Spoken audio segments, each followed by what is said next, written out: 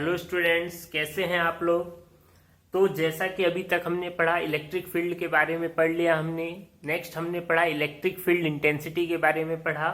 आज हम पढ़ेंगे उसकी कुछ एप्लीकेशंस, और एप्लीकेशन पढ़ने से पहले हम बात करेंगे इलेक्ट्रिक डाइपोल की कि इलेक्ट्रिक डाइपोल क्या होता है। तो ध्यान से सुनिए सभी लोग। जो इलेक्ट्रिक डाइपोल होता है वो एक सिस्टम है जिस सिस्टम में दो चार्ज होते हैं, एक पॉजिटिव चार्ज और एक नेगेटिव चार्ज। ध्यान से देखिए, इलेक्ट्रिक डाइपोल क्या होता है। एक ऐसा सिस्टम जिसमें दो चार्जेस हों, एक पॉजिटिव चार्ज और एक नेगेटिव चार्ज, और उनके बीच में सेपरेशन डिस्टेंस जो हो, एक फिक्स डिस्टेंस हो, जिसको हम यहाँ पे डिनोट करते हैं 2a से। किससे डिनोट करते हैं? 2a। तो एक ऐसा सिस्टम जिसमें equal and opposite charge separated by distance 2a, this system is called electric dipole. तो ये सिस्टम क्या कहलाता है? यहाँ पे इलेक्ट्रिक डाइपोल कहलाता है। तो कहीं पे भी अगर इलेक्ट्रिक डाइपोल का नाम आता है तो हम क्या समझ जाएंगे? हम समझेंगे कि वहां पे इक्वल एंड अपोजिट चार्ज है और एक पर्टिकुलर डिस्टेंस से सेपरेटेड है। तो जब हम इसके ऊपर डेरिवेशंस करेंगे और न्यूमेरिकल्स करेंगे तो ये सिस्टम कहलाता है आपका इलेक्ट्रिक डाइपोल। तो इसको हम कैसे बोल सकते हैं? It is a system in which equal and opposite charge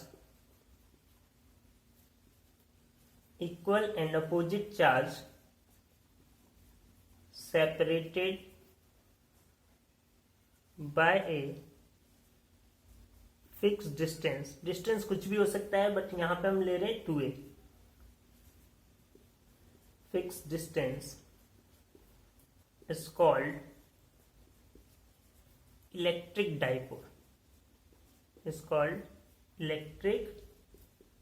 dipole. तो देखिए, इक्वल एंड अपोजिट चार्ज, दो चार्ज लेना है। इलेक्ट्रिक डाइपोल का नाम ही आते हम समझ जाएंगे। यहाँ पे आपको कोई बताएगा नहीं जब आप क्वेश्चन करेंगे, तो इसलिए ध्यान से देखिएगा। जैसे ही बोला है, अगर कहीं पे क्वेश्चन में बोला है या न्यूमेरिकल में बोला है या डेरिवेशन में बोला गया है कि इलेक्ट्रिक डाइपोल पर अगर आपको काम करना है तो आपको समझ जाना है कि वहां पे क्या है, इक्वल एंड अपोजिट चार्ज है जिनके बीच में एक पर्टिकुलर डिस्टेंस है। कुछ भी हो सकती है डिस्टेंस। जिस डिस्टेंस जो हम ले रहे हैं वो कितना ले रहे हैं? 2a। तो ये होता है इलेक्ट्रिक डाइपोल। अगर इसको हम और देखें तो प्लस क्यू माइनस क्यू, यहां से जो डिस्टेंस होगा कितना होगा? 2a, दोनों के बीच का एक पर्टिकुलर डिस्टेंस। और अगर ये सेंटर O मान लिया हमने, सेंटर पॉइंट, तो यहां से यहां हो जाएगा हमारा a, और यहां से यहां भी हो जाएगा हमारा a हो जाएगा। तो बाद में ये हमारे डेरिवेशंस में काम आएंगे, न्यूमेरिकल्स में काम आएंगे। तो ध्यान रखिए इलेक्ट्रिक डाइपोल क्या होता है। नेक्स्ट जो हम टर्म पढ़ेंगे यहाँ पे, नेक्स्ट टर्म वो भी इंपॉर्टेंट है हमारे न्यूमेरिकल्स के लिए और डेरिवेशंस के लिए, क्योंकि ये छोटी छोटी टर्म्स हैं और हमारे फिजिक्स में न्यूमेरिकल्स वगैरह में यूज होंगी। तो जो नेक्स्ट टर्म हम पढ़ेंगे वो हम पढ़ेंगे electric dipole moment. Electric dipole moment, जिसको हम किससे डिनोट करते हैं फिजिक्स में? P से डिनोट करते हैं। क्या होता है, जो डाइपोल होता है उसमें क्या होता है? प्लस क्यू चार्ज और minus Q charge separated by distance 2a, ये होता है हमारा electric dipole. Electric dipole moment क्या होता है? तो इलेक्ट्रिक डाइपोल मोमेंट क्या बोलता है, ये भी एक टर्म है फिजिक्स में। ये बोलता है कि उस इलेक्ट्रिक डाइपोल का कोई सा भी एक चार्ज और उनके सेपरेशन डिस्टेंस का जो प्रोडक्ट होता है वो क्या होता है? Electric dipole moment. That means P को अगर डिनोट करना है, कोई सा भी एक चार्ज, प्लस क्यू चार्ज ले लें और उनका सेपरेशन डिस्टेंस क्या हो गया? 2a। या हम इसको कैसे लिख सकते हैं? माइनस क्यू और सेपरेशन डिस्टेंस क्या हो गया? 2a। तो दोनों ये क्या कहलाएंगे? इलेक्ट्रिक डाइपोल मोमेंट कहलाएंगे। तो इसको हम कैसे डिनोट कर सकते हैं? बोल सकते हैं इसकी डेफिनेशन, कभी पूछा जा सकता है। It is the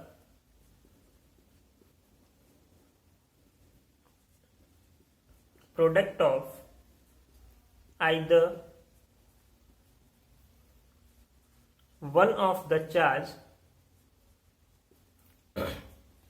either one of the charge and separation distance between both the charges। किसका प्रोडक्ट होता है? इन दोनों में से कोई सा भी एक चार्ज और उनके बीच की जो सेपरेशन डिस्टेंस है उसका प्रोडक्ट ही क्या कहलाता है? आपका इलेक्ट्रिक डाइपोल मोमेंट कहलाता है। इसकी अगर एसआई यूनिट निकाले हम, एसआई यूनिट, तो देखिए क्या हो जाएगी, पी की, क्यू चार्ज है, चार्ज की यूनिट हम जानते हैं क्या होता है? कूलाम। टू तो क्या हो गया? कांस्टेंट। ए क्या है? डिस्टेंस। डिस्टेंस की यूनिट क्या होती है? मीटर। तो इसकी यूनिट जो डाइपोल की हो गई क्या हो गई? Coulomb into metre. क्या हो गई? Coulomb into metre. कभी कभी 1 मार्क्स का आपको एग्जाम में पूछा जाता है, डायमेंशनल फॉर्मूला से एक क्वेश्चन फिक्स आएगा, इसलिए आप जो भी फिजिक्स में क्वांटिटी पढ़ रहे हैं उसका डायमेंशनल फॉर्मूला निकालते चलिए और देखते चलिए, क्योंकि अब जब 1 मार्क्स के क्वेश्चन पैटर्न चेंज हो गया है, 1 मार्क्स के क्वेश्चन बहुत पूछे जा रहे हैं हमारे एग्जाम्स में आजकल की, तो इसलिए आपको जो वेक्टर क्वांटिटी है, स्केलर क्वांटिटी है या डायमेंशनल फॉर्मूला है, ये सब आना चाहिए। देखिए इसका हम निकालते हैं, कैसे निकालेंगे? अगर कोई बोल दे इलेक्ट्रिक डाइपोल मोमेंट का क्या निकालो? Dimensional formula. डायमेंशनल फॉर्मूला अगर निकालना है आपको तो क्या होगा? कूलाम चार्ज है, चार्ज तो डायरेक्ट यूज करते नहीं हम, चार्ज को हम कैसे लिख सकते हैं? तो I इक्वल टू क्या होता है? Q बाय टी, और Q क्या हो जाएगा? I into T. तो I क्या है? करंट। करंट की यूनिट क्या होती है? एम्पियर। और टाइम की यूनिट क्या हो गई? सेकेंड। तो इसको हम लिख सकते हैं एम्पियर इंटू सेकेंड, और साथ में क्या है? Metre.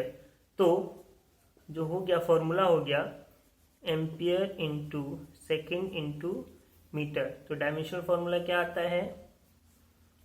M L T, mass, length, time, और यहाँ पे करंट यूज हो रहा है, तो फंडामेंटल क्वांटिटी 11th क्लास में पढ़ा होगा, ये सारी क्या है?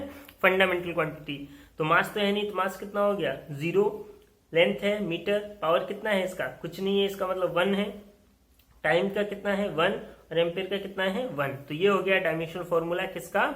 आपका इलेक्ट्रिक डाइपोल मोमेंट का। तो ध्यान रखिए, हर किसी का, इसी का नहीं, हर किसी का आज के बाद जो भी पढ़िए सबका आप डायमेंशनल फॉर्मूला निकालते रहिए, मैं भी बताता रहूंगा, और जो छूट जाए उसको आप लोग खुद से निकालते रहिए। और अगर नहीं हो रहा है तो आप प्लीज कमेंट में उसको बताइए, क्योंकि आपके किसी भी एंट्रेंस एग्जामिनेशन में एक जो क्वेश्चन होता है, एंड नीट हुआ स्पेशली और जेई हुआ, नीट में तो 2 क्वेश्चन आते हैं, और जेई में एक क्वेश्चन पूछा जाता है किसका?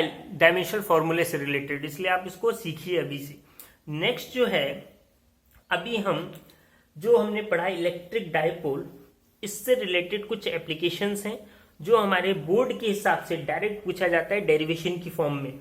बहुत अच्छे क्वेश्चंस आते हैं इससे। तो देखिए हम करते हैं, पहला क्वेश्चन क्या पूछा जाता है? क्वेश्चन की फॉर्म में ही लिखता हूं मैं। क्वेश्चन की फॉर्म में हमको बोला जाता है फाइंड,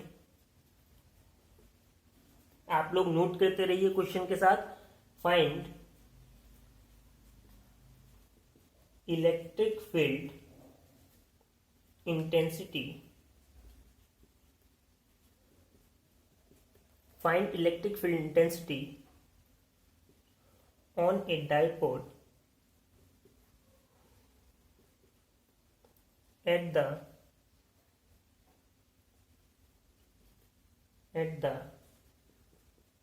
एक्सेस लाइन।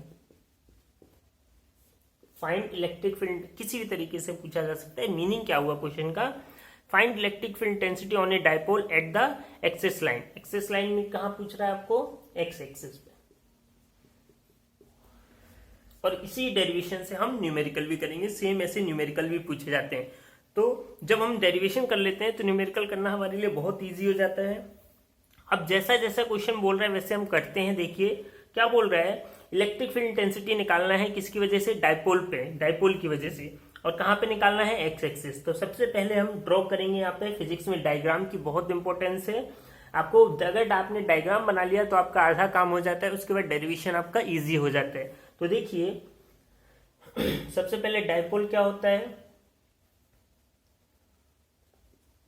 ये पॉजिटिव चार्ज हो गया और ये आपका हो गया negative charge, equal and opposite charge separated by distance 2a। ध्यान से डायग्राम देखिए क्योंकि डायग्राम इंपॉर्टेंट होता है। अब बोल रहा है एक्स एक्सिस, तो एक्स एक्सिस कहाँ होगा इसका? एक्स एक्सिस इधर कहीं होगा। मान लीजिए यहाँ पे कोई पॉइंट है एक्स एक्सिस पे, पॉइंट P मान लिया। इस P पॉइंट पे आपको क्या निकालना है? इलेक्ट्रिक फील्ड इंटेंसिटी निकालना है, ठीक है। तो ये हमारा हो गया सेंटर O। तो यहाँ से अगर ये 2 है डिस्टेंस, 2a डिस्टेंस है, तो यहाँ से इस पॉजिटिव चार्ज से सेंटर तक का डिस्टेंस हो जाएगा a और इस नेगेटिव चार्ज से इसका डिस्टेंस हो जाएगा a।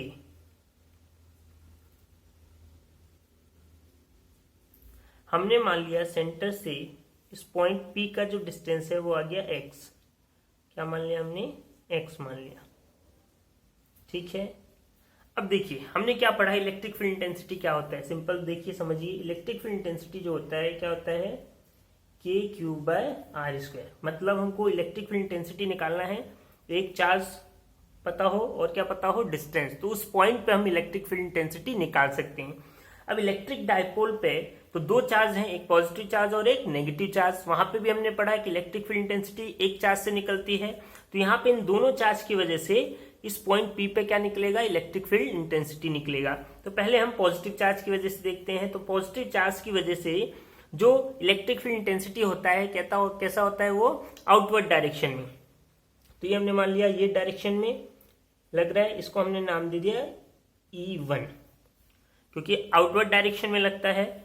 और नेगेटिव चार्ज की वजह से इलेक्ट्रिक फील्ड इंटेंसिटी का होता है इनवर्ड।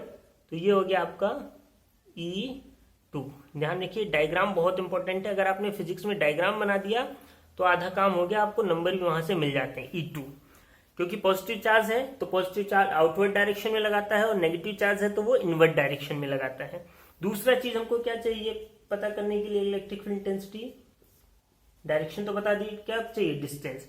तो पहले पॉजिटिव चार्ज की वजह से डिस्टेंस ये हो गया, ये डिस्टेंस हो गया पॉइंट P का। और कितना है ये डिस्टेंस? देखिए कैसे निकालेंगे। यहां से यहां तक का डिस्टेंस क्या है? x और यहां से यहां तक का बचा वाला डिस्टेंस क्या है? a। तो टोटल डिस्टेंस हो गया आपका x + a। जबकि ये जो है डिस्टेंस नेगेटिव चार्ज की वजह से जो डिस्टेंस है वो कितनी हो गई? ये हो गई। और ये डिस्टेंस कितनी होगी? तो देखिए यहां से यहां तक कितना है? x। उसमें से अगर ये माइनस कर दूं पार्ट तो ये डिस्टेंस बचेगा और ये कितना हो जाएगा आपका? x - a।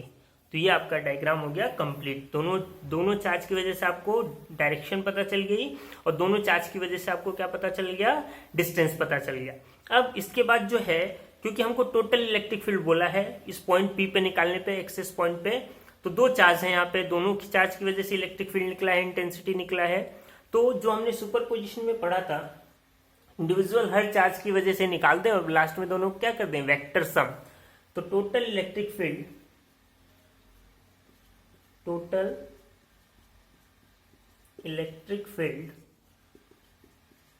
Intensity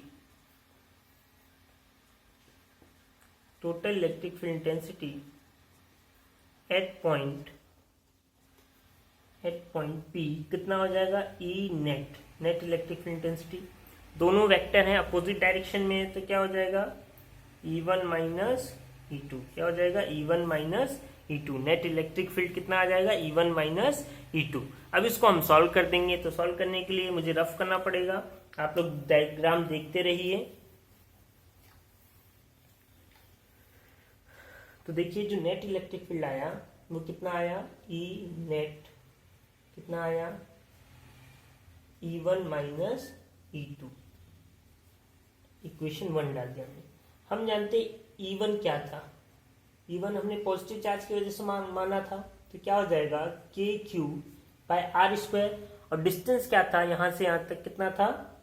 x + a का होल स्क्वायर, ये डिस्टेंस था। ऐसे ही E2 चार्ज की वजह से जो डिस्टेंस था क्या हो गया? k - q डिवाइडेड बाय क्या हो जाएगा? x - a का होल स्क्वायर, क्योंकि यहाँ डायरेक्ट चार्ज क्या है? माइनस का है। तो देखिए E2 कितना हो जाएगा आपका? E2 हो जाएगा यहाँ पे माइनस के Q by x minus a का होल स्क्वायर। ये हो गया आपका डिस्टेंस। अब देखिए यहाँ पे दोनों को हम क्या करते हैं इक्वेशन 1 में, यहाँ पे माइनस चार्ज लेने की जरूरत नहीं है। क्यों? क्योंकि आपने वेक्टर सम करा है, जो एक्शन आपने पहले दिखा दी। तो ये हो गया, दोनों को कहाँ पुट कर दें, इक्वेशन 1 में। तो put in equation 1 we get, क्या मिलेगा देखिए, ई नेट कितना हो जाएगा, E1 हो जाएगा आपका के Q by x plus a का होल स्क्वायर और माइनस के Q by x minus a का होल स्क्वायर। देखिए यहाँ पे माइनस चार्ज, माइनस नहीं लेंगे सिंबल, क्यों? क्योंकि हम वेक्टर की फॉर्म में कर रहे हैं। और मैंने पहले भी बोला है, अगर आप वेक्टर की फॉर्म में कर रहे हैं तो आपको सिंबल लेने की जरूरत नहीं होती, क्योंकि वो नेगेटिव साइन जस्ट ये शो कर रहा है कि वो अपोजिट डायरेक्शन में, जो कि हमने पहले ही ले लिया E1 माइनस E2। ये फॉर्म आ गया। यहाँ से देखिए इसको हम कैसे सॉल्व करेंगे। ई नेट, दोनों तरफ के है, के क्यू कॉमन है, कॉमन ले लें। तो यहाँ पे क्या बचेगा, एक्स प्लस ए का whole square minus x minus a का होल स्क्वायर। अब टोटल मैथ्स है, फिजिक्स इसके बाद खत्म, मैथ्स सॉल्व करना है। तो ई नेट कितना हो गया आपका, के क्यू। अब देखिए इसको कैसे सॉल्व करा जाता है। तो ये हम क्रॉस मल्टीप्लाई, एलसीएम लेके क्या कर सकते हैं, क्रॉस मल्टीप्लाई कर सकते हैं। ये यहाँ जाएगा, ये यहाँ जाएगा, कितना हो जाएगा, एक्स माइनस ए का whole square minus x plus a का होल स्क्वायर डिवाइडेड बाय, दोनों को नीचे इंटू में लिखेंगे, एक्स प्लस ए का square minus x minus a का होल स्क्वायर। एलसीएम लिया और दोनों को, क्योंकि एलसीएम लेंगे ये दोनों, यहाँ से ये कैंसिल होगा, ये ऊपर चला जाएगा और ये यहाँ चला जाएगा। इसको सॉल्व कर लीजिए। ई नेट कितना हो जाएगा, के क्यू एक्स माइनस ए का होल स्क्वायर, ए माइनस बी का होल स्क्वायर क्या होता है, तो क्या हो जाएगा, x square plus a square minus 2a x. ऐसे यहाँ पे a प्लस बी का होल स्क्वायर क्या हो जाएगा, x square plus a square plus 2a x. नीचे देखिए क्या है, x प्लस ए का whole square, x minus a का होल स्क्वायर। तो आप होल स्क्वायर अगर भूल जाएं तो ये कौन सा फॉर्म हो गया, ये फॉर्म हो गया x प्लस ए और डॉट क्या हो गया, x माइनस ए। तो ये कौन सा फॉर्म हो गया, a plus B dot A minus B. और इसका फॉर्मूला क्या होता है, A square minus B square. तो हम इसी को यूज करेंगे प्रॉपर्टी को। तो क्या लिखेंगे, x square minus a square, क्योंकि दोनों का होल स्क्वायर था इसलिए क्या लगा देंगे, होल स्क्वायर लगा देंगे। जस्ट सिंपल फॉर्म में करते जाइए मैथ्स की प्रॉपर्टी को फॉलो करते हुए। के क्यू, यहाँ पे देखिए ब्रैकेट ओपन करते हैं, x square plus a square minus 2a x, minus अंदर जाएगा तो minus x square minus a square minus 2a x divided by x square minus a square का होल स्क्वायर। यहाँ से देखिए positive x square negative x square cancel, a square ये square cancel. तो E net जो है वो कितना हुआ, वो बचा के क्यू माइनस 2x कितना हो गया, minus 4a x divided bye कितना आ गया, x square minus a square का होल स्क्वायर। देखिए अब यहाँ पे, अब सपोज दैट डायपोल के कंपैरिजन में जो डिस्टेंस था बहुत दूर था, इफ एक्स, ये हम कंडीशन डाल रहे हैं, एक्स मोर ग्रेटर देन ए, देन नेग्लेक्टेड ए स्क्वायर को यहाँ पे क्या कर सकते हैं, नेग्लेक्ट। यहाँ पे नहीं नेग्लेक्ट करेंगे, क्यों, क्योंकि बहुत बड़ी चीज में एक्स में से एक्स बहुत बड़ा है और ए बहुत छोटा है। मान लीजिए 10,000 में से अगर हम 0.1 को माइनस करें तो कोई फर्क नहीं पड़ेगा, इसलिए हम इसको क्या कर सकते हैं यहाँ पे नेग्लेक्ट। बट यहाँ पे अगर नेग्लेक्ट कर देंगे तो ये टोटल टर्म क्या हो जाएगा, 0 हो जाएगा, इसलिए प्लस माइनस में हम नेग्लेक्ट कर सकते हैं। तो क्या आएगा, ई नेट कितना बचेगा, के। अब इस चीज को हम लिखते हैं, माइनस को मैं क्यू के साथ ले लूं अगर, और इस 4x को कैसे लिखूं, 2a इंटू 2x लिख सकता हूं, और नेग्लेक्ट करने के बाद a नेग्लेक्ट तो एक्स स्क्वायर का स्क्वायर कितना हो गया, x4। तो यहां पे देखिए